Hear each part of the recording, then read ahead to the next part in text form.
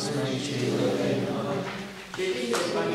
Vishtam Savitam Yena Utare Swayambhuvam Dhammadati Sambhadam Vandeham Shri Guru Shri Yudapadakamana Shri Guru Vaishnavascha Shri Rupam Sargatam Sarvanaramatam Sasivam Sadritam Sadhutam Pajanasaitam Shri Krishna Chaitanya Shri Radha Krishna Padam Sakanamita Shri Vicharam Hare Krishna Juna Sindhu Nidavantravate Kodesha Gurukanta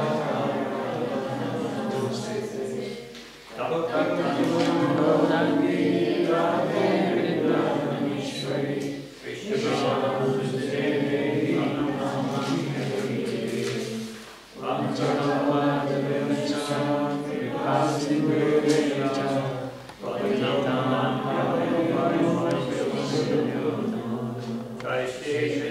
Chaitanya Prabhu Nityananda Shri Advaita Gadadhar Shivasari Gaura Hare Krishna Krishna Krishna Hare Hare Hare Rama Rama Rama Hare Hare.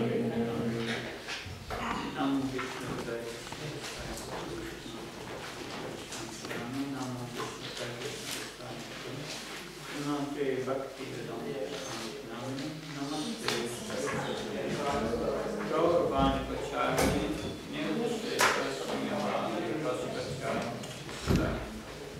So welcome this evening. We will discuss chapter 5. We'll finish chapter 5 today.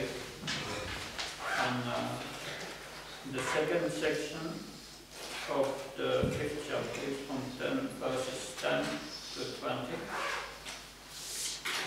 So, but what did we learn from the first 9 verses?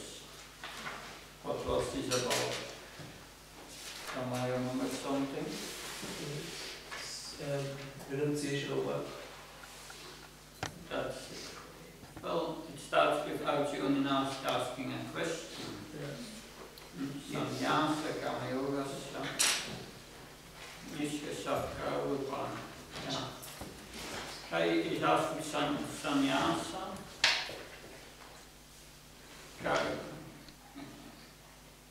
Yeah. He's asking sannyasa renunciation of devotional service. Sannyasa Karmanam Krishna Punayosa Samsasya Shreya Deva Kamtani Puisamishita. He's asking what is better, renunciation of work and devotion. So Karma Yoga is translated as devotional service. Very interesting English word. Because we will later understand that that is the real meaning, Karma Yoga, devotional service. So Arjuna is asking what is the difference? So what was Krishna's answer?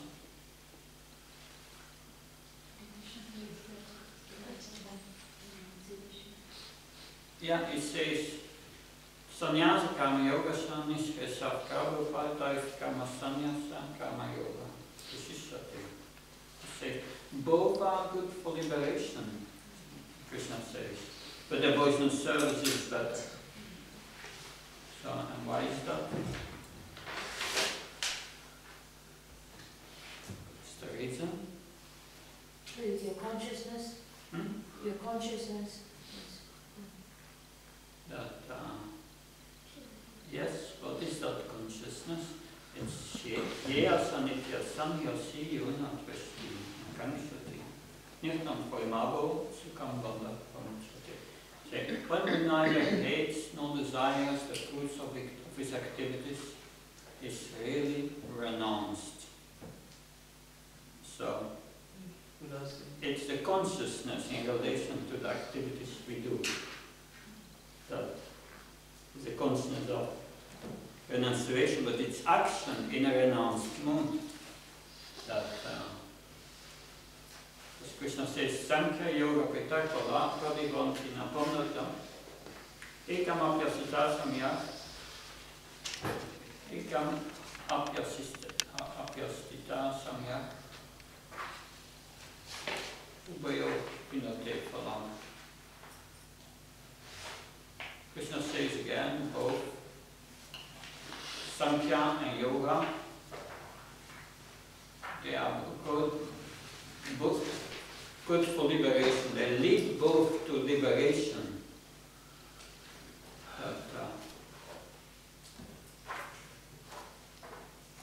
So they are giving the same result. But there's a difficult difference in process, that's another thing. They lead both to liberation. That the jnana yoga process of renunciation goes over many, many births. And then when it comes to liberation, yes, after many, many births. Bhanam jnana namante jnana nampavachati vasyasa bhavanti samahatmasu sdolava. So that's what we have learned in the second chapter. After many, many births, the jnana comes to understand Krishna, Vasudev is everything. That,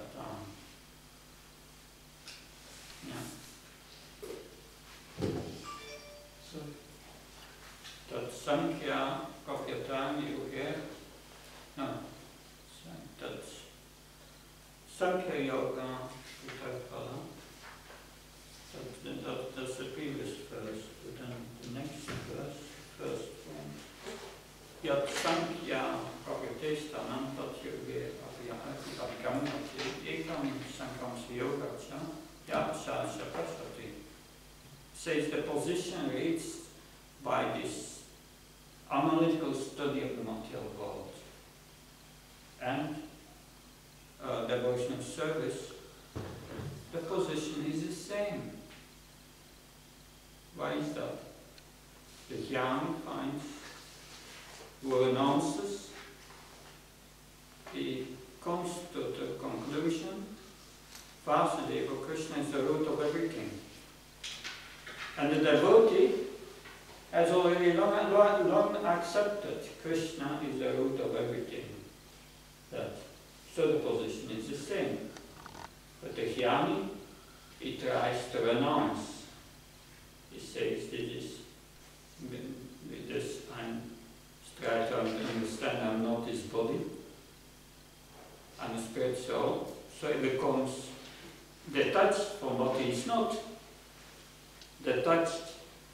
The devotee, he becomes attached to Krishna. Attachment to Krishna is attachment from Mother.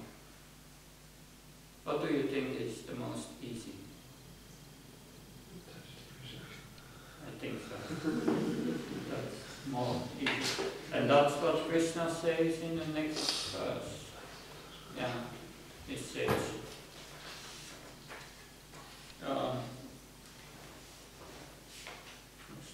Sannyasa tumaro dukkhamaktam yogata yoga yuktam nirvamam nashayana gacchati. He says this renunciation is dukkha, very troublesome. Giving up things and try by intelligent discrimination and by austerities to give up this dukkha. Yeah. Sannyasa tumaro dukkam aptum ayogatam. Dukkam aptum ayogatam. He says dukkam aptum, it is difficult and it's source of misery practically. Because it's ayogata, it's not connected with Krishna. Everything not connected with Krishna is miserable. And that's very important to understand. And then it shows the consciousness of someone who is in that position of devotional service. It says, yoga yukta means the yogi who is in worship, connected with Krishna. Yoga yukta vishuddhatma, he becomes completely purified. And when comes in contact with Krishna, the mind becomes purified. Vishuddhatma. Yoga yukta vishuddhatma. Then next line. Vichitatma Chaitanya. And he controls his senses. That he's self-controlled and he controls his senses. Because you are engaged in Krishna service, you are automatically controlled. That. And then automatically Sarva Bhutatma Bhutatma. One who controls its senses will not exploit others, and by that he becomes a friend of everyone, not a competitor or someone who comes to exploit. And Kurvam Apinalipyate, that's the most important. Well, Kurvam Apinalipyate means does not become entangled. If one works without consciousness, there are no reactions. The jnani, he wants to give up actions, but it's not possible. Even to live, you have to do actions to exist. So his renunciation is incomplete. It's incomplete because it's not in knowledge. It still thinks things are mine, and then I renounce for what is mine. But the devotee has already understood nothing is mine, it's all Krishna's, and he uses it in his service. And by that, if one is in that pure consciousness, that's called divine consciousness. One starts to understand reality. One gets real knowledge, where the jnani,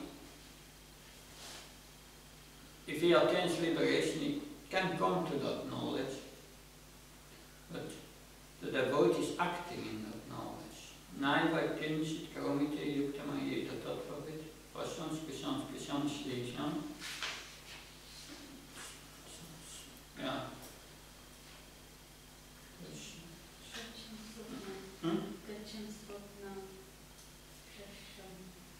Gaccham svapam svapam spasam kalapam gachantinam umisami nimisamapi indyaktishu kartate vidayam. So one in divine consciousness, he knows when I am seeing, hearing, touching, when I'm smelling, I'm walking, I'm dreaming, I'm sleeping. In reality, I'm not doing anything, because while speaking, while opening and closing one's eyes and so on, one with knowledge knows that only the senses are engaged with their sense objects, and that's done by material nature.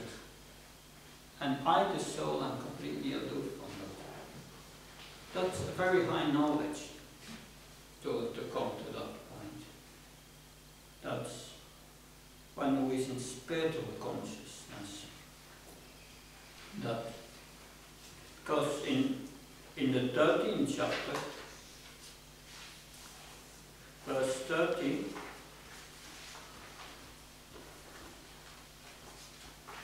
Prakrichaiva sakarmani kriyamani sarvasa yapashati tatatmanam kartaram sapashati. One can see that all activities are performed by the body, which is created of material nature, and sees that the self does nothing, actually sees the same thing, etc.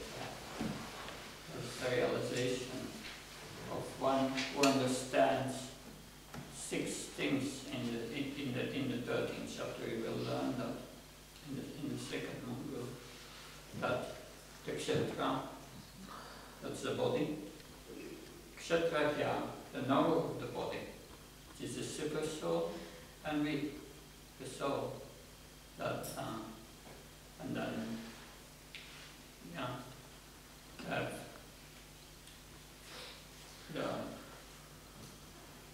the knower and the knower, and what is to be known. And the soul and the super soul. That you have material nature. All these things are explained in the 13th chapter more deeply, and the relation between all these factors. One will understand that, how this works, can liberate himself. Now we enter the second part of the second section of the 5th chapter. So Krishna has described the superiority of the devotional service. Karma yoga is higher than renunciation of jnana yoga. That's renunciation. So, say me one sentence. Why is karma yoga better than renunciation? Does not lead to happiness. Doesn't lead to happiness. So it's frustrating. It's difficult to hold. Because it's practical link Krishna. Involved in Krishna. Thinking of Krishna. Yeah. It's more difficult. Yeah. Renounced because you only do it for temporary, then you fall down back again, fall back down. Because you're not really focused on Krishna, because you're just renouncing just for the please someone. Yeah, Jaya Sanitya Sanyasi Yonat Krishna Kamshati. One who does not hate or desire the fruits of his activities is really renounced. That's a higher form of renunciation within the action. That's the essence of Krishna's answer, but the first thing he says, and that's the essence. Because renunciation of one who does not perform devotional service is incomplete. He announces, but he does not understand that consequences of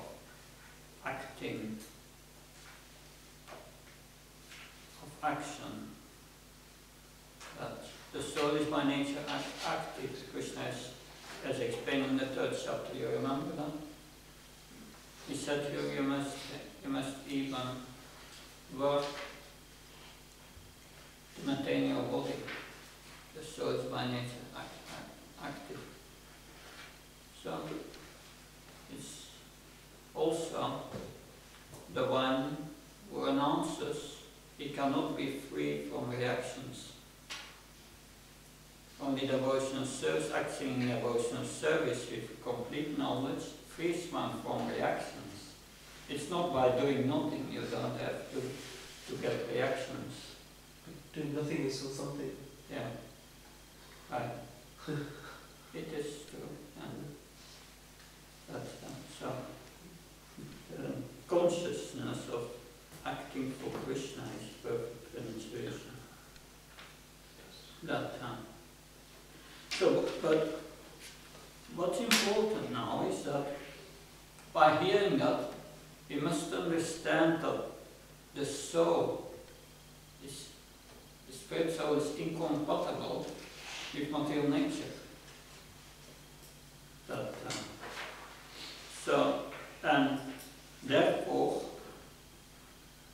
to come to the conscience of the soul, one has to act on the spiritual platform to purify and so on. That working and give the results to Krishna. That, so Krishna has said before, one must do one's work out of duty. But, so The transcendentalist, he works with the attachment, but he knows the relationship between the living entity, material nature, and the super soul.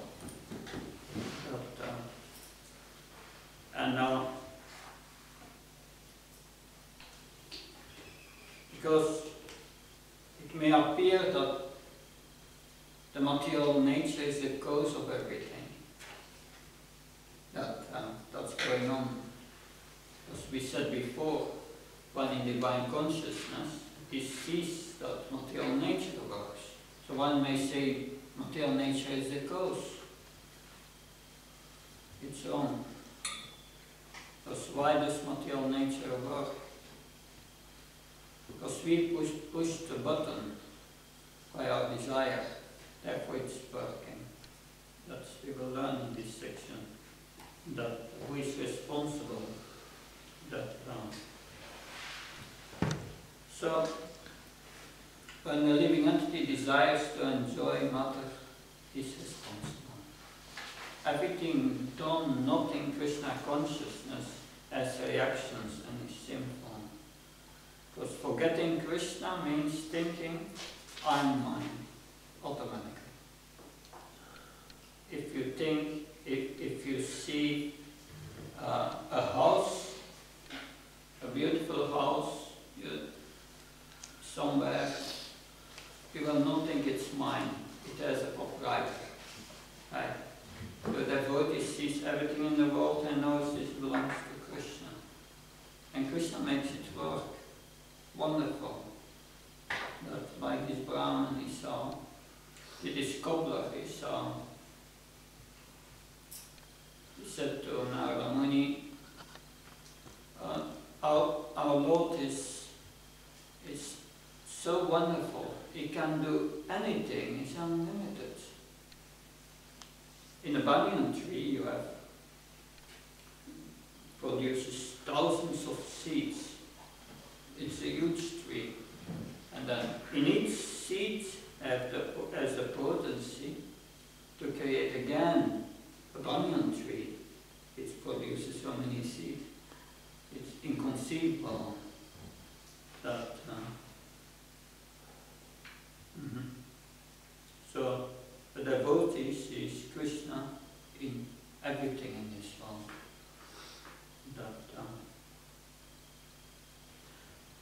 So one who is enlightened with this knowledge, he understands the living entity, the Jiva, he understands Krishna, Ishvar, and Prakriti, and the relationship between. He knows Krishna is Maya, and Prakriti as a super soul, he controls material nature.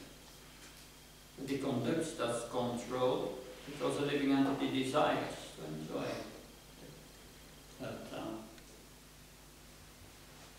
Krishna has no desire to create a material world.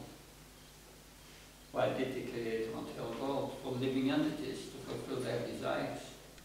They wanted to become the controller and the enjoyer. But Krishna said there is one problem, I'm the enjoyer. So I have to bring you an illusion that you are forgetting me. And then I will bring you an illusion and you can enjoy it. But enjoy and get reactions. That's your business. Krishna said, I created the system. I was obliged to create the system. You obliged me.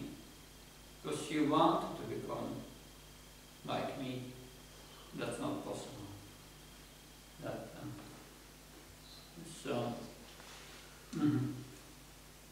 But one who knows how everything works, he can disentangle himself by working in the right consciousness. The consciousness that everything belongs to Krishna. And his full enjoyment. Then we become the cooperator. The introduction of Bhagavad Gita, Krishna. He gives the name to the Jiva as the cooperator. Okay, we'll read text 10.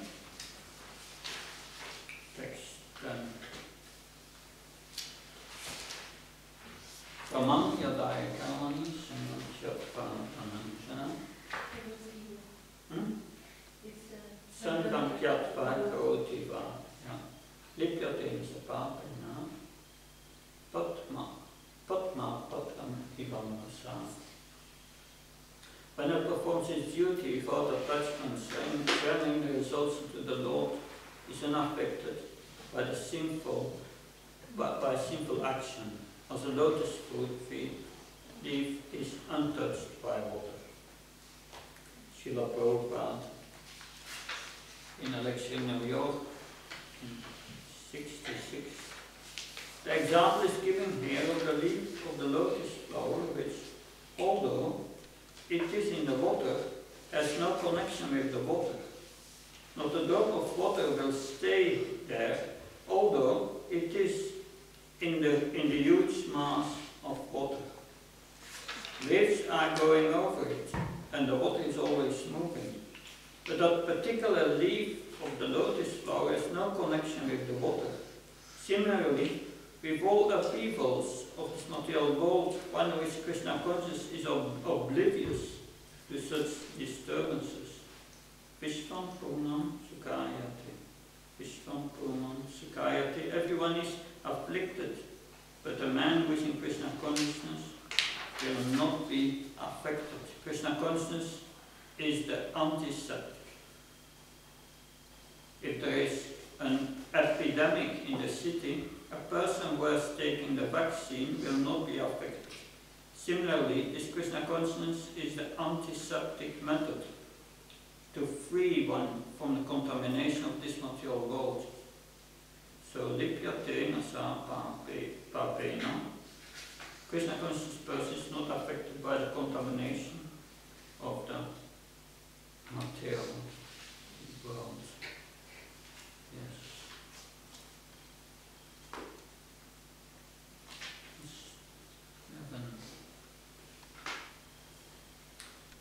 Kayena Manasa Buddhya Kevada Niyagapi Yogna Kamako Vanti Sangatyatva Sudaya. So, in the yogis, abandoning attachment, actually body, mind, intelligence, and even with the senses only for the purpose of purification. So one who has understood that he knows this body, oh, I can use it in Krishna's service, I can use it in the Vaishnava service, so I can use it to become purified, to come in contact, to link up again with Krishna. We need his body. We need the mind to become Krishna conscious. The mind, we will learn in the 6th chapter, must become our friend. We need it. So one will use it for the sake of purification, but one has to know how to do that. How to act in this consciousness that Krishna is a real enjoyer. And I'm working only for his pleasure. So if one does that, next verse explained, see the results of one who does that, and the results of one who acts contrary to that purification. So, yukta kama parantaktva santamapnanti naistkam, yukta kama karana palasakta nivachati. Means one who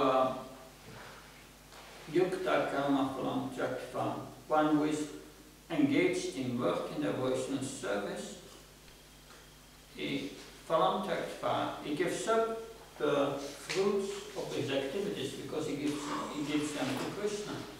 He gives them up. And then he becomes peaceful. So if you work and you do your best, and whatever the result is, good or bad, that's not for me. My business is to do this work in the Vaishnava service for the pleasure of Krishna. And that's the real result. The means and the end is that this Krishna consciousness, doing it in that consciousness, And that produces the result. Which result? You become free from all your attachments. You become purified. You understand, I'm not this body. This body is temporary. This body is the source of ignorance and suffering. But I'm not this body. So one starts to detach his mind of the idea that I'm this body. And that's not just an intellectual exercise. This is realization we are speaking of. You may think like that, but still you suffer. That's not. You have to act in that consciousness, and then you will become purified from your attachment. And then you will become equal in happiness and distress. It doesn't touch you anymore. Good or bad for the body, it doesn't touch you anymore. You become undisturbed in the most disturbing situations. Srila Prabhupada was in his last day before he left his body. He was in his bed translating the Bhagavad Gita and giving purpose. So beautiful purpose. That's the Brahma Mohalila in the 10th canto of the Bhagavad Gita. Undisturbed. But if one does not work in that consciousness, and he acts whimsically, not according to Krishna's instructions in this chapter, ayukta, kamakarana, so he acts without connection with Krishna and according to his own whims, follow shaktani vachate. One becomes attached to the fruits and becomes entangled and will get reactions, one reaction after another. So we have to learn that consciousness, and it's just a practical experience.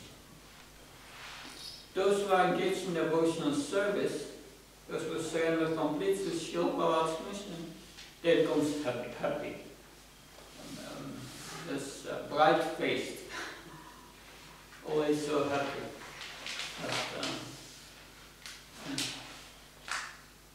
Happiness does not depend on connection with Mother. No, connection with Mother and attachment to Mother is just a cause of unhappiness. We will learn a little later. Text 13. Sarvakamani manasa, sanyasyastas kampasi, sanyasyastas kampasi, natve puridevi, nagakuvam nakarim.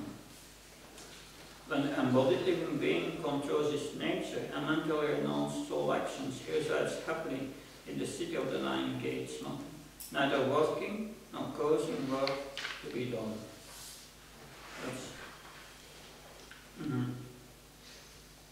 So, he knows, while in Krishna consciousness, everything is done by the super soul.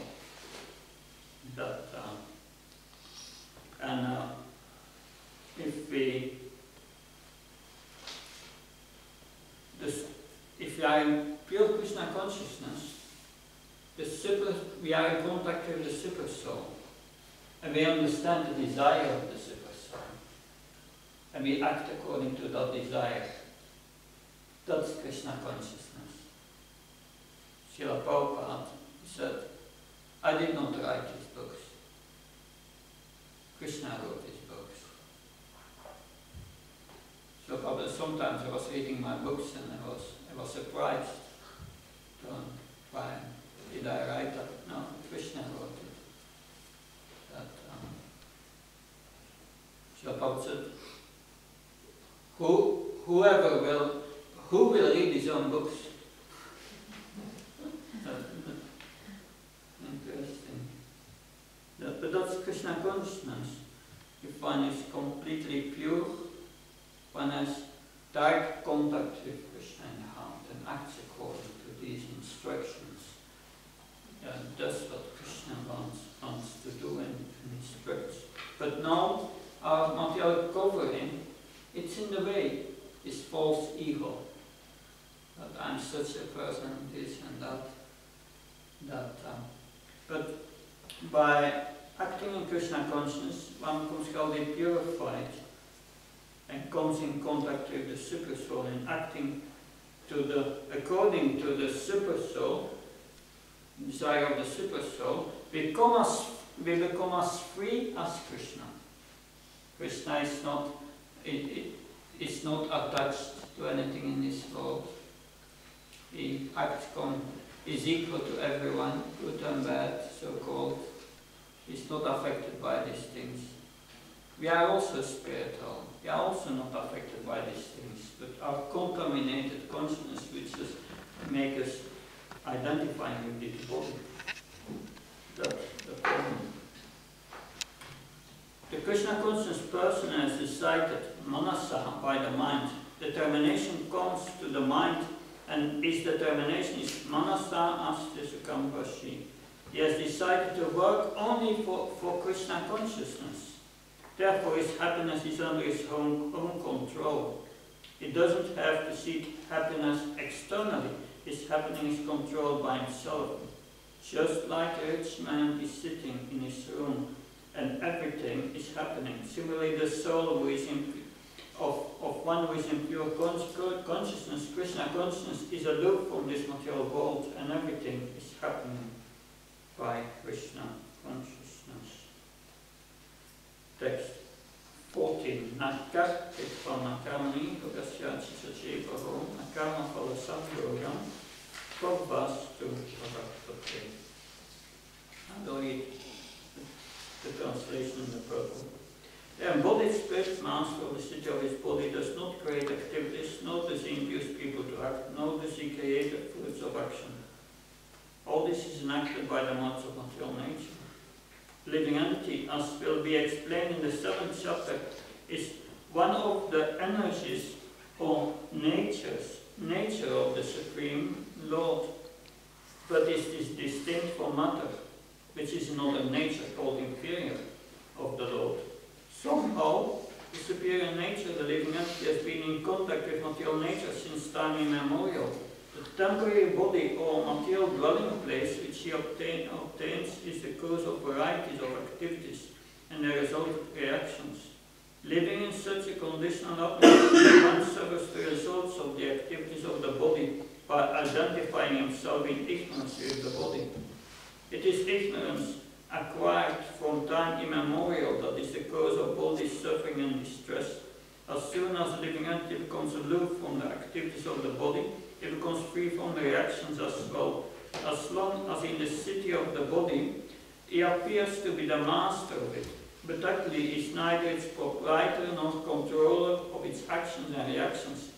He is simply in the midst of the material ocean, struggling for existence. The waves of the ocean are tossing him, and he has no control over them. His best solution is to get out of the water by transcendent Lord Krishna consciousness. That alone will save him from all turmoil. So when people thinking in this world, I'm going to work hard, save money, and then enjoy and be happy, and so many things. But whether you work or not, your happiness and distress is already planned by your actions in your previous life. Nothing you can change. It's all arranged by material nature. You get the same happiness and distress that, like when I start to travel very intensely, I had no authority anymore, in the sense that I was not connected with any temple. I was just traveling preacher. So the question was, how am I going to maintain myself and so on? But I got the same happiness and distress like always. Just the same thing. That it's just, we think that we are not a control. that we are the controller, but we are not the controller. It's all done by material nature. And it's just a reaction of our previous actions. But one may say, I'm not the controller, okay, then I'm not responsible. But Krishna answers that in the next verse.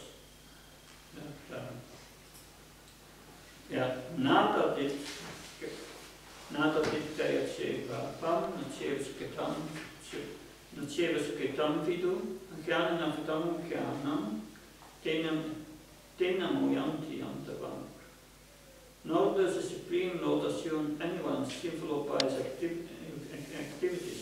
Embodied beings, however, are bewildered because of the ignorance which covers their real knowledge.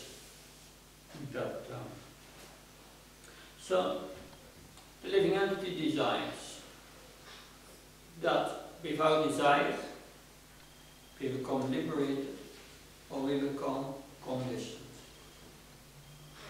We become liberated by our desire if we desire for the pleasure of Krishna. But if we desire and I want to enjoy the fruits, then Maya is arresting you and is going to slap you. And that's her duty. That's her job. Maya Devi. She just is doing her job. We should not blame her.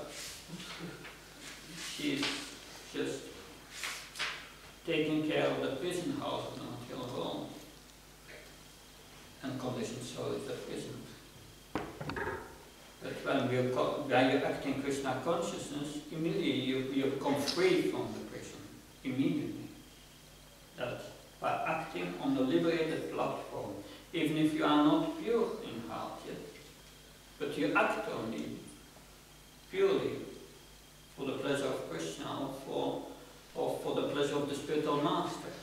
It's the same. You act on the liberated platform, and action on the liberated platform has no reaction, and it will purify your heart. And that's acting for purification using the body. For purification, the body is a bad bargain. We use it. Krishna's service. So it's our desire is a subtle form of conditioning. We desire the situation in which we are now. That's just by, we desire to place in certain conditions, but we did not see the results of these conditions. That I want to enjoy, we think about enjoyment. And then enjoyment, exploitation of matter. But you have to pay. The bill comes later. You have to pay with suffering for your pleasure. Action, reaction. You have to pay the bill. But the Krishna conscious person, he has no bill to pay. Because he acts for the pleasure of Krishna. And his enjoyment is much higher. It's on the platform of the soul. That whereas one who tries to enjoy matter, he gets only suffering.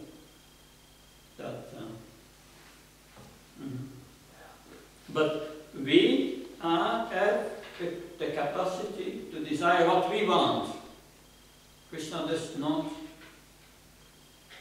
interfere with that. In the spiritual world, everyone desires to do what Krishna pleases. That's their desire. Another desire does not arise there. It's sattva guna. But here we have these three gunas which binds one to this material world, and so many desires come in your mind, and the soul who thinks it's the body is like a zombie, it's going behind after all this enjoyment and try to enjoy, but the enjoyment never comes. It's like a drop of water getting in the desert. And the drop of water is in the desert. Is that going to give you satisfaction? No. But it's just.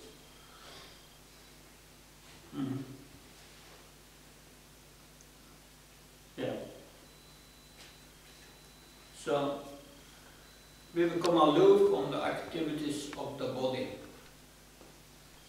Means we use the body in Krishna consciousness. And by that we forget about the body. We identify with the spirit soul in our actions. And by acting in Krishna consciousness, this spiritual body develops or become manifest again within this body even. That's very interesting. That text, it's just 15. Desire come from us, but sanction comes from God. If you want to do business, you must have sanction of license from the government. You cannot do it of your own will. Similarly, you can desire and propose, God, I want to do this, and God will sanction it. Those who are not Krishna conscious have many desires, and Krishna says, all right, you can have them. To the devotees, Krishna says, give up all these trivial desires. Sarva dharma pachaya mamikam shanam. So simply take me. But he refuses offer. Krishna gives you the liberty to do whatever you like. It is your choice. Just like a father and his grown-up son. The father gives his son good advice, but the son disregards this advice and goes his own way. But without his father's sanction, the son cannot do anything. Similarly, without Krishna's sanction, you cannot do anything, but the proposal is yours. Therefore, this maxim, man proposes, God disposes. So God is not responsible for our action. If you act according to the precepts of God, then He is responsible. And then, if you act against the will of God, you are responsible. If you act for the pleasure of Krishna, what happens with the reactions? Krishna takes them. Good. 16. That Jnanena tuttat ajnanam yesham nastamatmana tismaditya vachyanam prasyati tattva. When, however, one is enlightened with the knowledge of its essence is destroyed, then this knowledge reveals everything and the sun lights up everything in the daytime. So,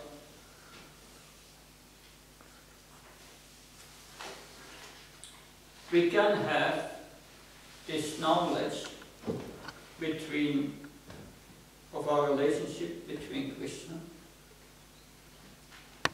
We get this knowledge from Krishna in Bhagavad Gita, from the spiritual master. And that drives away all ignorance. Like when the sun comes up, you see everything clear. When the sun is not there, there is darkness.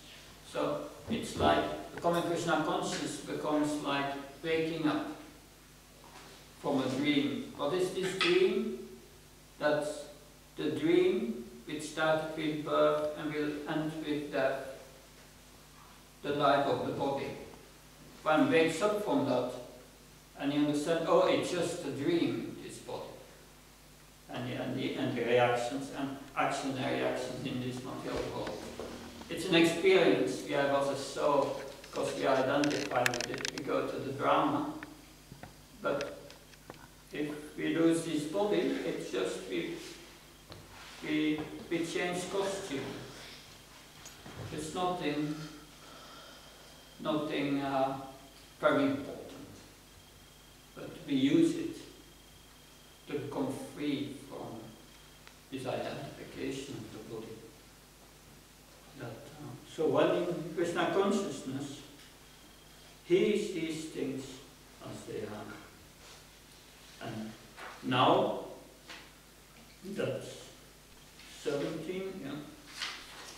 17 gives more details about how to use the body in Krishna's service. That Buddhas Tadatmas, that Nishkas, that Parayana, Kachanta Punaratim, Yanututa Kalmasha. When however one is enlightened with the knowledge, which by its nescience is destroyed, then this knowledge reveals everything, and the sun lights up everything. No, that was the weakest one. When one's intelligence, mind, faith, and future all fixed in the Supreme, then one becomes fully cleansed of misgivings to complete knowledge, and thus proceeds straight on the path of liberation. So once, by using one's mind and intelligence, and all one's senses, all one's convictions in the service of Krishna, then one becomes cleansed of all this misidentification. So one gets a realization. We are speaking here not just about jnana, about vijnana. Realization you get. That, and then text 18, Vidya Vinaya Sampanya Brahmaka Bhashmi Shiva Sune Shiva Svabhake Cha Panditan Samadashinaham. The humble sage by virtue of true knowledge sees the vehicle of vision, advantage of the palm, and cow, an elephant, a dog, and a dog eater. So the Krishna conscious person sees all living entities equal. And he can see Paramatma, Krishna, in all bodies. You see a cat, a dog, you see Paramatma. And if you see Krishna even in animals, then it's, animals have so-called instinct, but that means that the super soul is in control. and you see Krishna in all living entities. That Purnachandana said he was walking in a park and a dog was following him, and he was thinking, oh, this is Krishna is making the dog following me. That saw Krishna in the heart of the dog, and at a certain moment there was no one around. That he bowed down for the dog and offered his obeisance on Krishna in the heart of the dog. And then, after that, the dog went away. But he was following on all the time. That very interesting. Text 19. Ahaivatāsiko yesam sangyesi tamana nirasam ismangama tasmangam tekstitaha. Thus is mind established in sameness and equanimity, everywhere they conquer the condition of birth and death. They are flowers like Brahman, thus they are always situated in Brahman. So one who sees, who has this vision, that is on the spiritual platform, that he has transcended birth and death just by seeing that.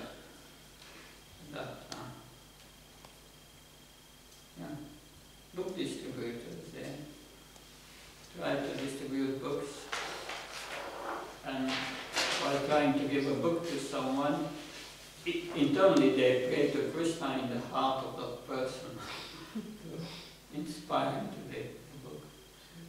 If you do that, wonderful realizations. Text 20. Napasvityat tam priyam papya, novichet papya savyam, stirabudir asamuda, pranavit prananistitaha. person who neither rejoices upon achieving something pleasant nor laments upon obtaining something pleasant. He, self-intelligence, who is unbewildered and who knows the sense of God, is already situated in transcendence. The one who has this knowledge and then is not interested in something, if some enjoyment for the body comes, it's not elated by that, or some disturbance for the senses, he just tolerates. And he can be in that situation of tolerating, but internally experience a great bliss. Like Chitaketa was the head of the Vidyadhars, kind of demigods, and we was traveling with many beautiful women, the Sankirtan party. They were chanting Krishna's names, having kirtan in a vamana, in a spiritual or a heavenly airplane. And they came to Kailash, where Lord Shiva was.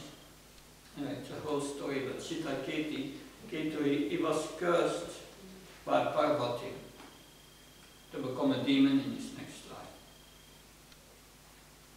And Chitaketa was not disturbed. He came down from his airplane and offered his respect and said, I'm happily accepting your curse.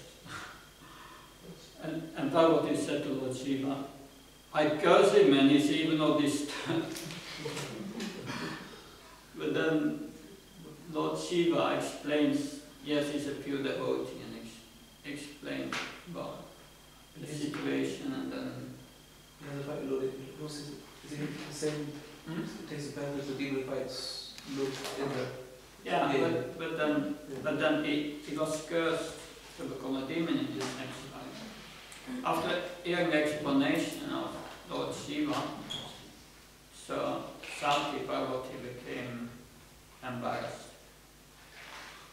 And then Chitaketa became Vitrasu in his next life, a big demon, and was fighting against the demigods. And King Indra was fighting against him. And at a certain moment, King Indra, he loses his thunderbolt. And then Vitrasu, because he saw King Indra was lamenting, and that he was thinking, I'm finished. And Vitrasu said, where is your determination? He took up his thunderbolt, gave it back to him, now fight! And of course, finally King Indra cut off his head with his thunderbolt. It took him a whole year to cut. But Srila Prabhupada writes in a purport that the real winner, the real victory is for Vitrasu, because he went back to the spiritual world, because he was in complete Krishna consciousness. And King Indra stays rotting in this world, although externally he wins. So Krishna consciousness is not dependent on external factors and nothing to do with it. You cannot understand activities of a pure devotee based on just results in the material world. That results are spiritual. If one pleases Krishna, one gets happiness, comes undisturbed, goes back to the spiritual world. And if one tries to please his senses, one becomes imprisoned. So this is this first section. The next section will be short, but like it's just based on what we heard. Suppose you are walking through a forest in India, and you are accompanied by a jnani and a yogi. Suddenly a tiger appears in front of you. Then the tiger approaches the jnani And the Jnani sees, oh, the tiger is Brahman. So the tiger devours, the Jnani eats him. The tiger then turns towards the yogi, who meditates on the super soul within the tiger. The tiger also swallows the yogi. You are a devotee of Krishna. How do you see the tiger and what do you do? What's your answer? So the first one seated was Brahman. The first one seated was Yeah. Brahman. The second one seated was Super Soul. Yeah. You can see the tiger was gone. So how do we see the tiger? This full form of this person, as he's come as himself in the personal form. But if that's what he's getting at, You see the super soul in tiger, or you just go away from that.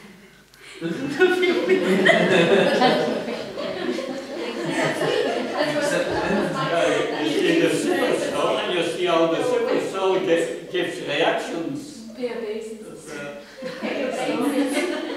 And maybe the super soul is also in your heart, will also give a reaction to you. directly somewhere else. So the Buddha is not an illusion. Like it says that when you see a person who is ignorant, then you be merciful to that person. But when the person becomes envious to Krishna consciousness, then you just leave that person there.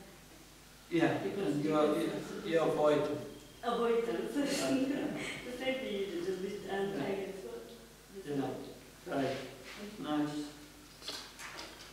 So, based on what we heard, if someone asked you, what can your religion contribute towards the issue of racism, what do you answer? Well, that's... Can you repeat the question, please? Yes. How do you solve What racism? can your religion contribute towards the issue of racism? See everyone Yeah, It's any is different for you. Any is a... Yeah. It's dharma, so it's for everyone. yeah, we have devotees of all over the world. We have in every county and any race, and we are not discriminating someone on the basis of the body. At least that's the idea. That brings peace to the world as well. Yeah. But,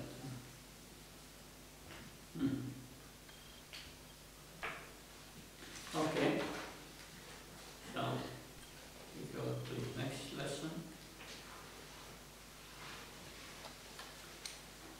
So now we will learn that a person who acts in this consciousness,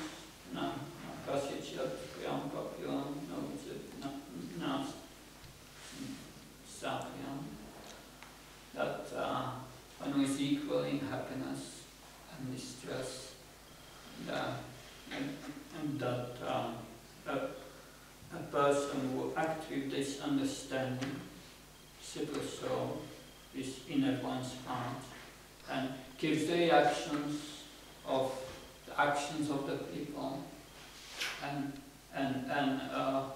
fulfills the desires of the material, of the conditioned soul, to the extent it desires and gives the reactions. When with all this knowledge and realizes that I'm a spirit soul serving Krishna, I'm beyond this material body, I'm eternal spiritual part of Krishna, that because he acts in Krishna consciousness for the pleasure of Krishna, he is peaceful.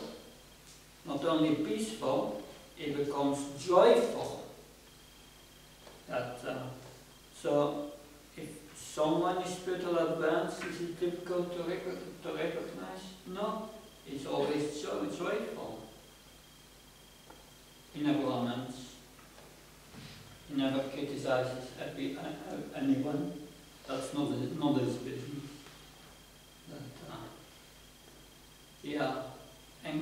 Always by this engagement in blissful Krishna consciousness, he has this experience of feeling great happiness within. He always works for the welfare of others because he wants to give Krishna consciousness to others. He feels his experience inside and he wants to share it. That's normal. You are happy, you want to give it to others. And he achieves soon liberation of material miseries. So yogis, they come also to the platform of realization of this consciousness that Krishna is in the heart of everyone through the yoga process, Ashtanga process. And we will learn that next Monday. We enter the 6th chapter. And very interesting things we will learn there. We may say, our process is not Ashtanga Yoga, eightfold process. But the process of Krishna consciousness, we go through all these stages also. We pass also through these stages to the practice of Krishna consciousness. And by that we can understand all these stages. We can understand where we are.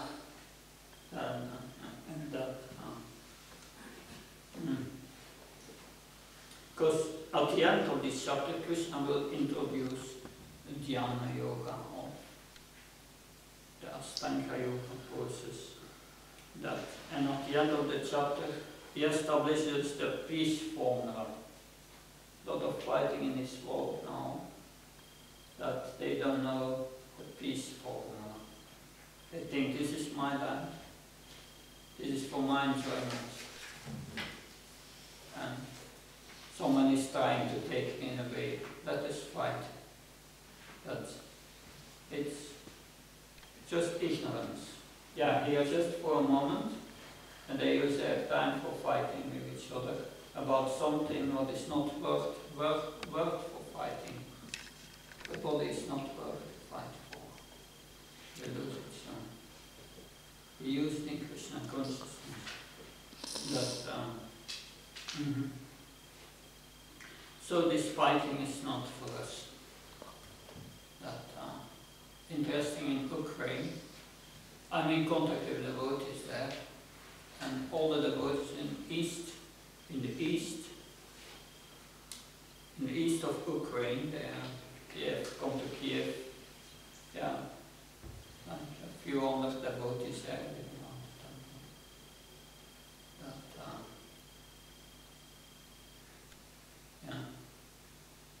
Anyway, it's out of ignorance.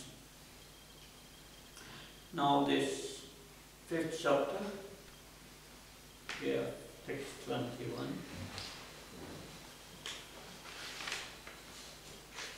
Vayastasya saktatma atmani yatsukam savamayogi uktatma sukamaksam asnute.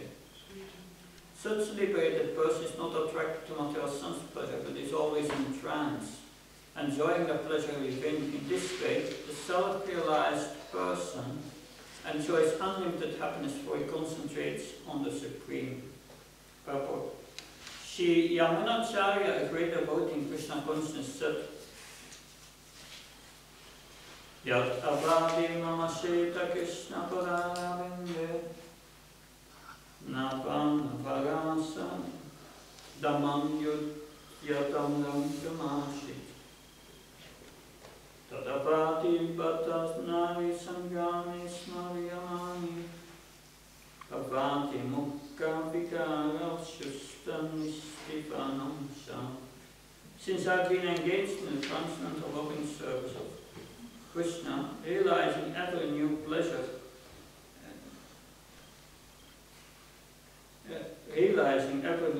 in him, whenever I think of sex pleasure, I spit at the thought and my lips curl with distaste. Person in Brahma Yoga, or Krishna consciousness, is so absorbed in the loving service of the Lord that he loses taste for material sense pleasure. The highest pleasure in terms of material sex pleasure. The whole world is moving under its spell, and a materialist cannot work at all without this motivation. But a person engaged in Krishna consciousness can work with great vigor without sex pleasure, which he avoids. This is the test in spiritual realization. Spiritual realization and sex pleasure go ill together. Krishna conscious person is not attracted to any kind of sense pleasure due to his being a liberated soul. So, a devotee in Krishna consciousness, he gets this higher taste, this enjoyment within. And he loses his attraction for all enjoyment. No attraction. Although, because he has no attraction, does not mean he will not do his duty. He will do his duty, but internally in Krishna consciousness. He does it out of duty, not that he wants it, but he sees his duty as his service for Krishna.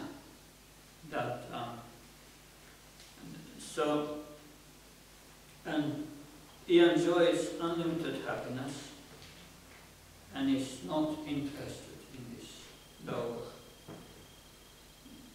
in the lower nature, the nature of the body. Santana Goswami, he kept a touchstone somewhere in the garbage refuge.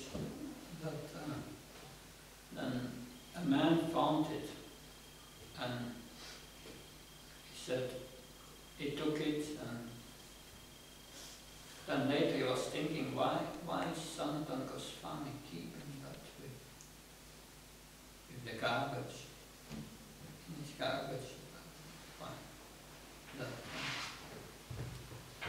And he went to Sanatan Goswami to ask him.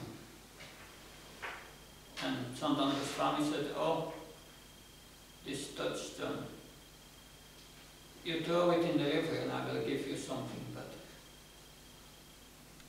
And the man was thinking, it became attached to the touchstone, but still he threw it in the river and went back to Sanatan Goswami. He said, yes, Sanatan Goswami, I will give you the greatest gift. You chant Hare Krishna, Krishna Krishna, Hare Hare, Hare Rama, Rama Hare. Because when we experience this spiritual strength, this bliss, he has no interest in material enjoyment. He is samsrasya bhukam tukayuna ebatu. Jantpantakam nateshwaram. That an intelligent person does not take part in the source of misery, which are due to contact with material senses, and of course. Such pleasure has beginning and an end, and the wise man does not delight in them. One has completely lost his attraction for any enjoyment in this world.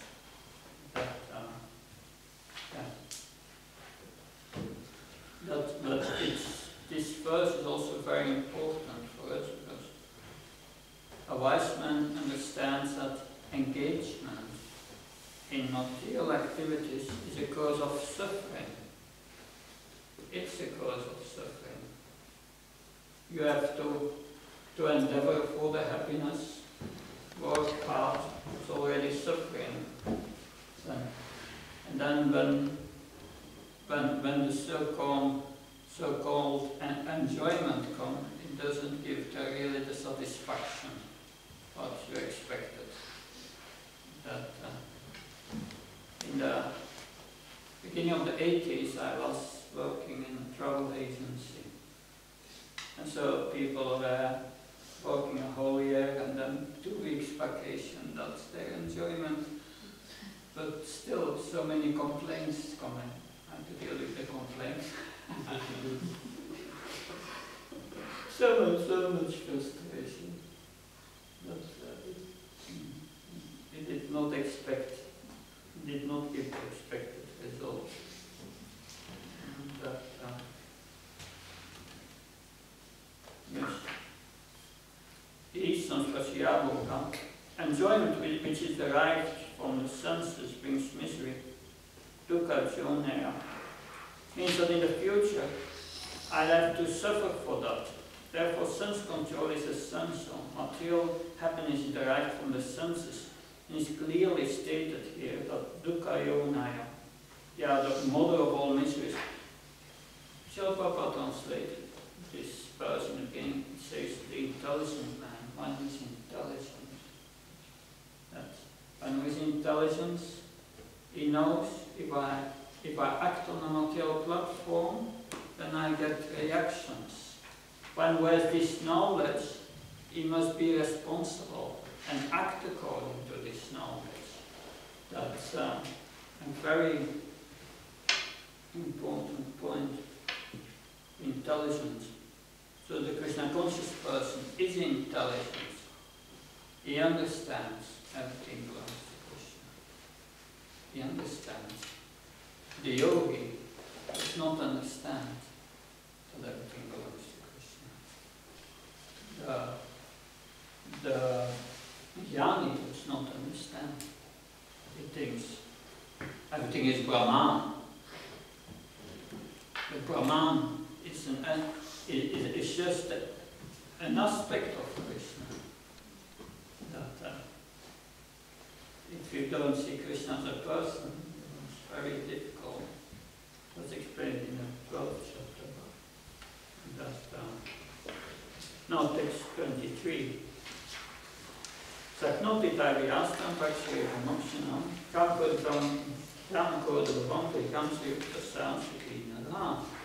Before giving up this person's body, one is able to tolerate the urges of the material senses. Then, and check the force of desire and anger, is well situated and happy in this world. Purport. If one wants to make steady progress on the path of self-realization, he must try to control the forces of the material senses. There are forces of dark, forces of anger, forces of mind, forces of stomach, forces of the genitals, and forces of the tongue. One is able to control the forces of all such different senses and the mind. It's called Goswami or Swami. Such Goswamis live strictly controlled lives and forego altogether the forces of the senses. Material desires, when unsatiated, generate anger, and thus the mind, eyes, and chest become agitated. Therefore, one must practice to control them before one gives up this material body. One who can do this is understood to be self-realized and is happy in the state of self-realization. It is the duty of the transcendentalist to try strenuously to control desire and anger. Srila Prabhupada in Los Angeles, 69. The yoga practice means one should be tolerant. According to their practice, they enter deep water in the winter and meditate. In scorching heat, they sit down in the midst of fires and meditate. These are the processes to learn tolerance. Fortunately, we do not have to do these things. Instead, we can chant in a nice room like this with statues of Jagannath and derive 1,000 times greater benefit than can be obtained from those practices. It would be very difficult for most people to imitate those practices. It may be possible for 1 or 2 persons, but it cannot be practiced on mass scale. But this practice of self-realization can be practiced by everyone, even by children. Suppose a man is suffering from some disease and the doctor tells him to avoid solid food. Because he is accustomed to eating solid food, he wants to eat solid food. However, if he can obey the doctor, he will be cured very easily. Similarly, sense perception, sense pleasure is reserved for us in our spiritual life. This is actually actual sense pleasure. Here we have sense pleasure artificially through this body. We have to avoid sense pleasure as much as possible. Krishna advises us to tolerate the urge of sense pleasure, and we have to order our life so that we can tolerate it. That will give us advancement in spiritual life, and when we achieve the spiritual plane, the enjoyment is unending and unlimited. And that's explained in the next verse. Yonta sukataramans, tatantir shorite, ebana, sayoga pamanirvanam, pamabhuta vikachati. One whose happiness is within, who is active and enjoys within, and whose aim is inward, is actually the perfect mystic. He is liberated in the supreme, and ultimately he obtains the supreme. So unless one is able to release the happiness from within, how can one desire to retire from external engagement meant for deriving superficial happiness? The liberated person enjoys happiness by factual experience. He can therefore sit silently and place and enjoy the activities of life from within. Such a liberated person no longer desires external material happiness. This state is called Brahma Buddha, attained, which is assured of going back to Godhead. That Labande Brahmanirvanam Vishyakshina Kalmasachina Chaitya Tapana Sarvabhuta Iterata. Those who are beyond the dualities that arise from thoughts whose minds are engaged within, who are always busy working for the welfare of all living beings, and who are free from all sins, achieve liberation in the Supreme. So, Sarva Bhuta Itera, the best welfare in the world. So Prabhupada explains that in the purport in the beginning. Only a person who is fully in Krishna consciousness can be said to be engaged in welfare work for all living entities. When a person is actually in knowledge that Krishna is a fountainhead of everything, then when he acts in that spirit, he acts for everyone. The suffering of humanity is our due to forgetfulness of Krishna as the supreme enjoyer, the supreme proprietor, and supreme friend. Therefore, to act to revive this consciousness within the entire human society is the highest welfare work. One cannot be engaged in such first-class welfare work without being liberated in the Supreme. The Krishna conscious person has no doubt about the supremacy of Krishna. He has no doubt because he is completely free from all sins. That is the state of divine love.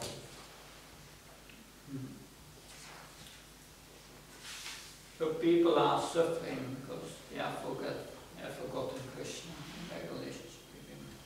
And the devotee wants to revive that consciousness in everyone, that wants to liberate everyone from material existence. Ksina Kalamasam, Srila Prabhupada, 1966. One who is able to reduce the reaction of all sinful life by practicing sense control, just like a diseased person, by obedience to the doctor and by controlling himself, the suffering from the disease is reduced. Similarly, we have to reduce the temperature. We think that by increasing the temperature we shall be happy. We do not know that by increasing the temperature we shall never be happy. We have to decrease the temperature.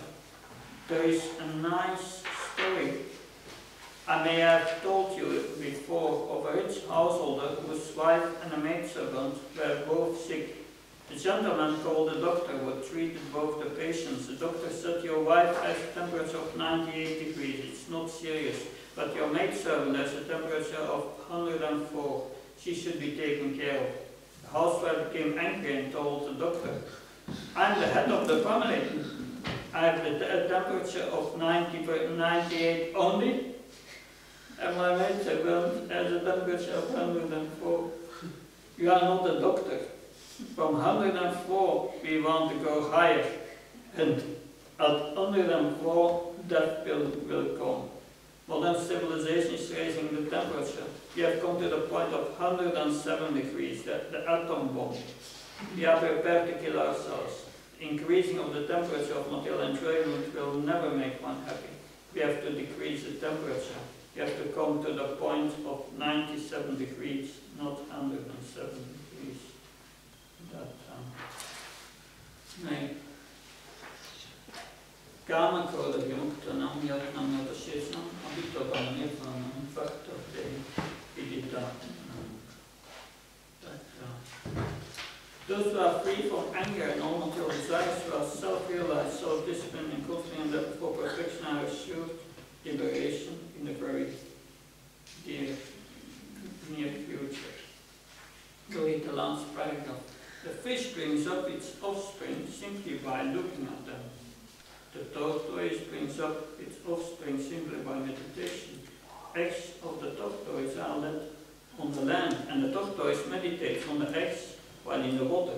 Similarly, the devotee in Krishna consciousness, although far away from the Lord's abode, can elevate himself to that abode simply by thinking of him constantly, by engagement in Krishna consciousness. He does not feel the pangs of material miseries. His state of life is called Brahmanirvana, or the absence of material miseries, due to being constantly immersed in the Supreme. So, what's the message here?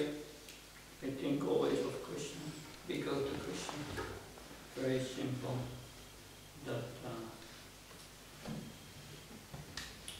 After beholding the beautiful form of the Lord, the Kumaras declared, O Lord, you have committed a great offense by cursing your servants. Let us be born in hell for this grievous sin, but we pray that our hearts and minds be always engaged in service of your lotus feet. Our words be made beautiful by speaking of your activities, just as tulsi leaves are beautified when offered to your lotus feet, and our ears can be always filled with the chanting of your transcendental qualities. This prayer reveals how the hearts of the Kumaras has changed and heralds a significant difference between the Jnana and the Bhakti. As Jnanis, the Kumaras had become angry simply because their movements had been checked, but having attained Bhakti, they are prepared to tolerate the sufferings of hell, provided they can hear and chant about the Lord. But that's a change in desire of the Kumaras from cursed giant, the doorkeepers of Vaikuntha.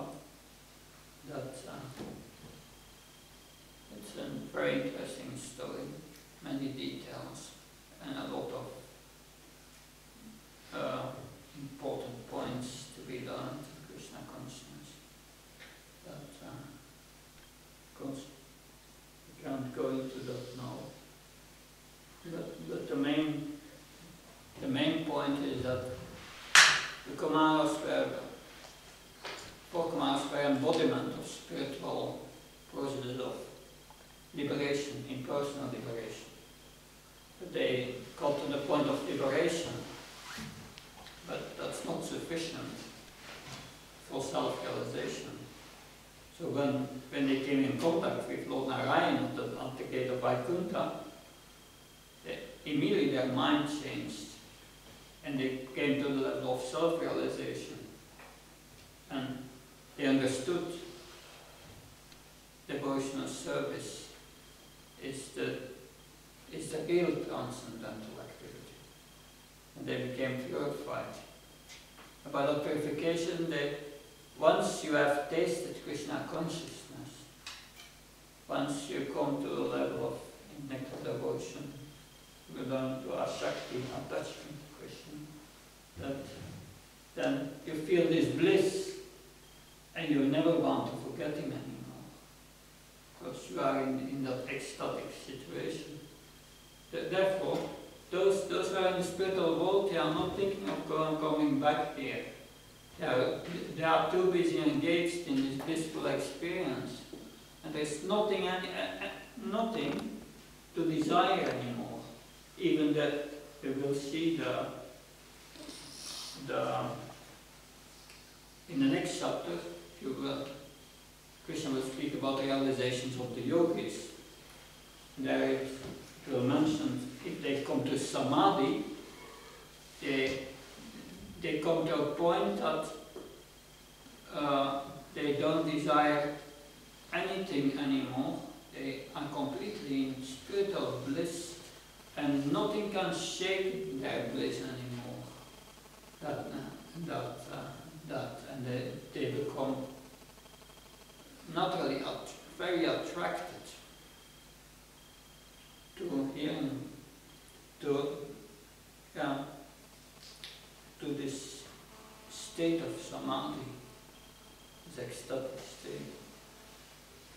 So one who has that experience, automatically he loses the lower taste, and he cannot forget Krishna anymore. Because the remembrance is the ecstatic factor. Now text 27 and 28 describes the yogi. Spasantilfan Vayapayam, Sakshisarvam Vayabugo, Panapanas Makitpanas Vyamkacharina, Yatandiya Manovri, Unimaksapayana, Yatachavayankato, Yasadam Ktaivish.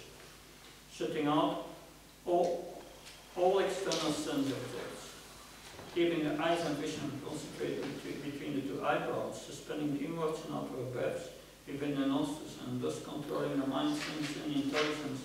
The transcendental staying of liberation goes free from desire and anger. One who is always in this state is thoroughly liberated. This, of course, we will hear from the yogi in the 6th chapter, more in detail. But Srila Prabhupada speaks about this yoga practice in New York in 66. This yoga practice means withdrawing the senses from the sense object. The Bhakti Yoga process means not wanting to be affected by the beauty of a woman or man, and instead holding in my mind a vision of the beauty of Krishna. This way my desires to see a beautiful man or woman diminish even without closing my eyes. If the mind is concentrated on the beauty of Krishna, I can see beautiful girls as Krishna's gopis. That is another vision. So if I close my eyes and if some beautiful girl is in my imagination, what is the use of my closing my eyes? By force you cannot control the senses. There are many examples where even great yogis have failed. Real sense control lies in purifying the senses in the activities of Krishna consciousness. And then we come to the conclusion. Bhaktran Sakatapasam Sarvadokmanas Suridam Sarvadam Katmanas. Person is in full consciousness of me, knowing me to be the ultimate beneficiary of all sacrifice and austerities, the supreme lord of all plants and demigods, and the benefactor and well-wisher of all living entities, obtains peace with the pain of material miseries. So we have here important elements of someone who is Krishna conscious. He knows that Krishna is the ultimate beneficiary of all sacrifices and austerities. Krishna is the enjoyer of everything. The supreme lord of all planets and demigods. Krishna is the proprietor of everything.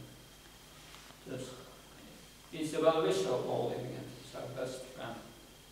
When one knows this, then one becomes peaceful, never disturbed in this world. But if one becomes conscious of that, means one is going through the surrender process. That if one knows Krishna is to become to become Krishna conscious will give me this realization, then you avoid what's not good for Krishna consciousness. You accept what's favorable for Krishna consciousness. And you realize Krishna is my maintainer and my only protector. Nobody can protect you in this world. That Krishna is a real protector.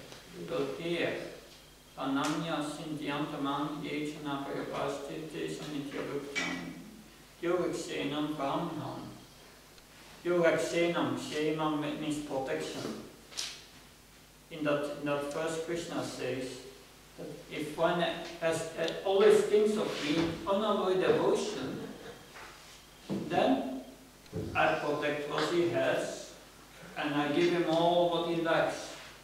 Means I protect what he has, I protect his spiritual advancement. That's what the devotee has, spiritual advancement. And I carry what he or she lacks, means I give Krishna consciousness the opportunity to advance in Krishna consciousness. That opportunities to perform devotional service. That's the only prayer of a pure devotee. Praise to Krishna, give me the opportunity for devotional service. It does even not ask for devotional service, just the opportunity. That's the prayer of a pure devotee.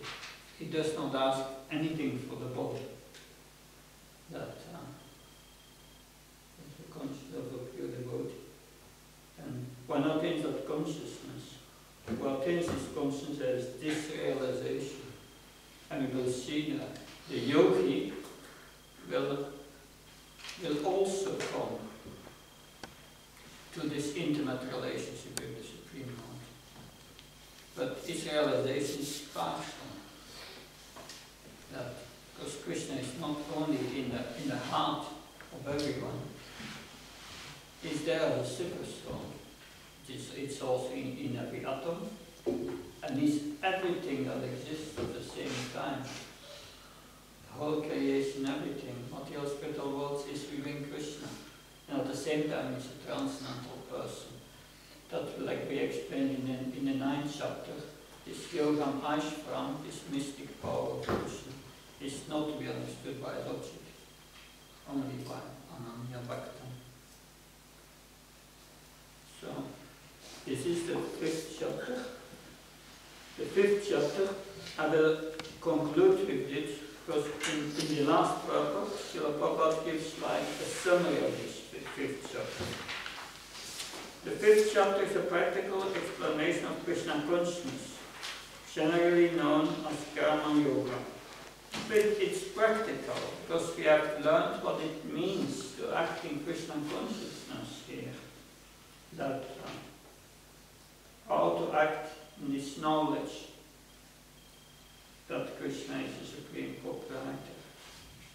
That without desire of the fruits of activities, or hate of the failure, that's not striving for success for ourselves, we strive to please Krishna. That the question of mental speculation is to how Karma Yoga can give liberation is answered herewith. Because by acting in Krishna consciousness, we don't become entangled. That's the first thing we learned. And one acts for purification. It purifies one. Two things. No reaction and purification. That's only Karma Yoga gives. Jnana Yoga does not give them. To work in Krishna consciousness is to work with the complete knowledge of the Lord as the predominator. Such work is not different from transcendental knowledge. Direct Krishna consciousness is Bhakti, and Jnana Yoga is a path leading to Bhakti Yoga. Krishna consciousness means to work in full knowledge of one's relationship with the Supreme Absolute and perfection of this consciousness is full knowledge of Krishna, or the Supreme Personality of Godhead. A pure soul is the eternal servant of Krishna and is Brahman, part and parcel. He comes in contact with Maya due to the desire to lord it over Maya, and that is the cause of his many sufferings. As long as he is in contact with matter, he has to execute work in terms of material necessities. Krishna consciousness, however, brings one into spiritual life even while one is within the jurisdiction of matter, for it has an arousing spiritual existence by practice in the material world. The more one is advanced, the more one is free from the clutches of matter. The Lord is not partial to anyone. Everything depends on one's practical performance of duty in Krishna consciousness, which in every respect help one to control the senses and conquer the influence of desire and anger. And one which stands fast in Krishna consciousness, controlling the above-mentioned passions, remains factually in the transcendental stage of Brahmanirvana. The Eightfold Yoga system is automatically practiced in Krishna consciousness, because the ultimate purpose is served. There is a gradual process of elevation in the practice of Yam, Niyam, Asham, Pranayam, Pratyahara, Dharam, Yam and Samadhi. But these are only preface perfection of devotional service, which alone can award to the human being. It is the highest perfection of life. Because this Astanga Yoga, we'll see in the next chapter, it leads up to Yoginam, Abhisarvam, Matkinam, Pratnam, Chapamvaste, Yome.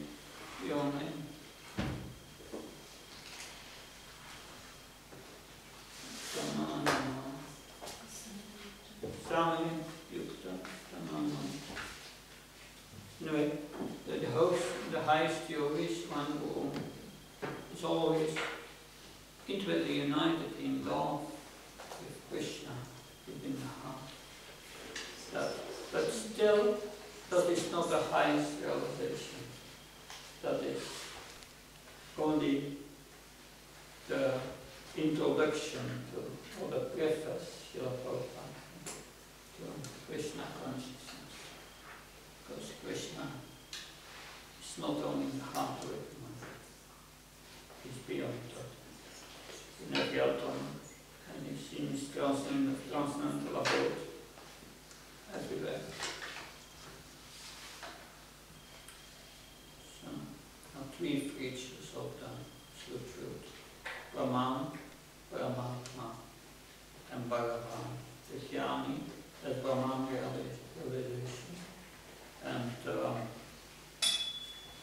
Yogi, Paramatma.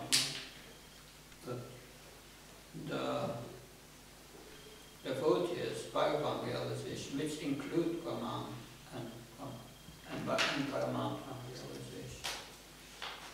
That,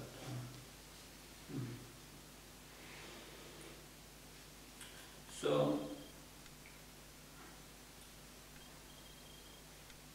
interesting. Suppose you have heard this whole chapter now. You'll ask you a question. You meet someone and he's asking you, he's telling you, what's wrong with enjoying yourself? God has created everything for our enjoyment.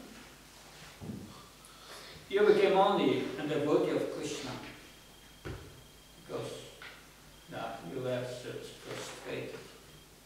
So what's your answer? So, could you repeat that? Yeah, you became only a devotee of Krishna out of frustration. Everything is for our enjoyment.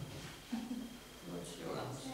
Actually, everybody is frustrated in the material world, and it takes a bit of understanding to see reality from illusion, the difference between spirit and matter, and then by understanding the difference between spirit and matter, we can understand what real satisfaction actually is. Material kind of enjoyment is temporary. It's temporary. Right. And also leads to anxiety, isn't it? It has disadvantages.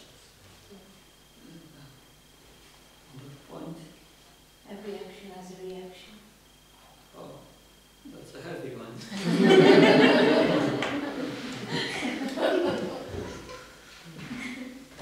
Yes.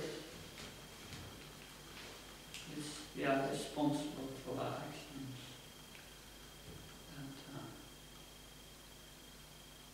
other points. You mentioned that in the question, you said that you came to Krishna consciousness because you're dissatisfied, correct? Yeah. And this is actually bringing me happiness. So yes, correct. Yeah. And then the next question comes, why is it bringing happiness? And if you look at it methodically, or even scientifically, we can understand the process. And if you are a spirit soul, what is the activity of the spirit soul compared to the activities of the body?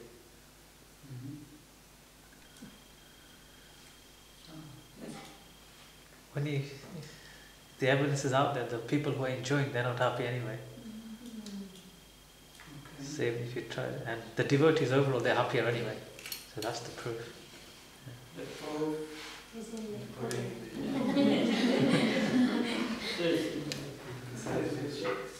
In what we do, we regularly chanting, dancing, and feasting. So that in itself is joyful in itself. Whereas the joy of the dancing and feasting in the material one is very limited. Yeah. So there is question of a higher happiness. That, how do you explain this higher happiness? Also, Prabhupada said in one lecture that where is the evidence ever that anybody's tried to materially enjoy and be happy? There's no evidence. Yeah, we have gone to the experience.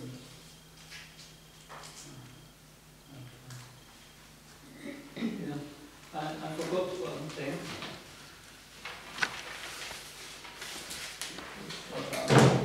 Lesson, last lesson of today.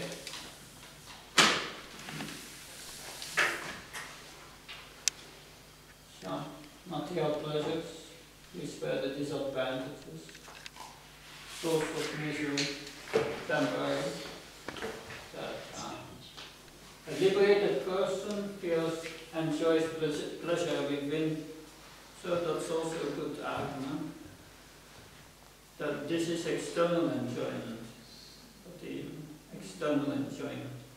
but dissatisfaction in the heart at the same time. It does not get.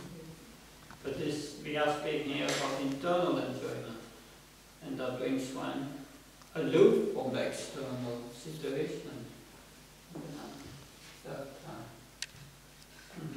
is the cause of suffering, because it makes you forget Krishna and identify with the body.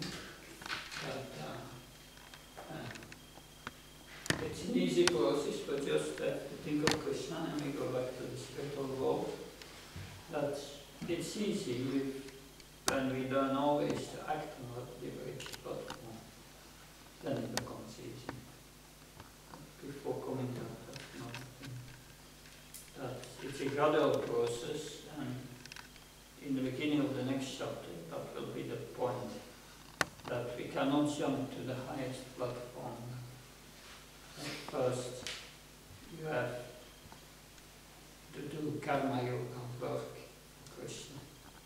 But in the beginning, we do karma yoga, and we give the fruits to Krishna. We do the work and we forget Krishna sometimes, mostly, but at least we give the fruits. But then, by giving these fruits to Krishna, by giving donations to the temple, or by doing some service, that we should not underestimate just that Sunday program. People come and they do some service by chanting with us. It's purifying them. And by that, one becomes purified, and then the internal aspect comes up. one start to think of Krishna and really conscious act for the pleasure of the spiritual master and for Krishna. And then it comes on a higher level. That's when it comes to, Yat karosi yat asnasi yat yosi yadasi yat yat tapasya skandya yat krishma not atmana. Whatever you do, whatever you give away, Krishna, do it for my pleasure. Do it out for my pleasure. So we do it for his pleasure, but then we have to come to a higher, that will bring us to a higher platform. Krishna says, he says in the previous verse, but because he speaks about the higher platform first, Patram Pushpalantam Yoni Bhaktiyava Priyashati, that Bhakti-va Tam Asnami Payata. So it says, offer me a flower, a leaf, and pour some water, simple, but do it with love, and I will accept it. And that platform we come to, can we? We become conscious in our actions, every action what we do. It's a purification that, so years ago it become elevating yourself to Krishna's abode. Because then you are purified in glory of Krishna. And forget about the body. One can be so engaged in devotional service and you just forget about the body. Krishna maintains your body one day. So Krishna is the beneficiary of all human activity. Another point on that question is just if one searches for enjoyment, ein mind, no peace, always disturbed. That's really the proof that this point we are here for enjoyment. It does not work. It just does not work. We don't have that experience.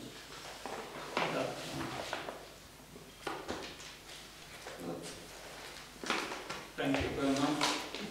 And I received also a few drafts for essays. I try to do that this week. That if so, others want to send me drafts to look at, please do. At the moment, best is to finish everything before the end of October. I would suggest you write it as soon as possible, and then once you receive my comments, you will understand how, in your case, how to improve the essays. And then you write them, and every week you read them once again, and you will see, you will find ways to improve it. And if you do that 8 weeks, at the end it becomes very nice. But all the drafts that I received were quite good. There are a few comments, mostly on the structure and about the flow of that. Keep it simple. You have to tell a story. Not just make one argument, then an argument, and then another argument. No, you have to connect the arguments with each other in a story. You have to tell a story. That and don't try to overload your presentation with arguments. Better to make a few arguments and then to make them deep and give an example and work it nicely out. It has also not to be many pages. It can be very simple and with a nice story and connecting everything.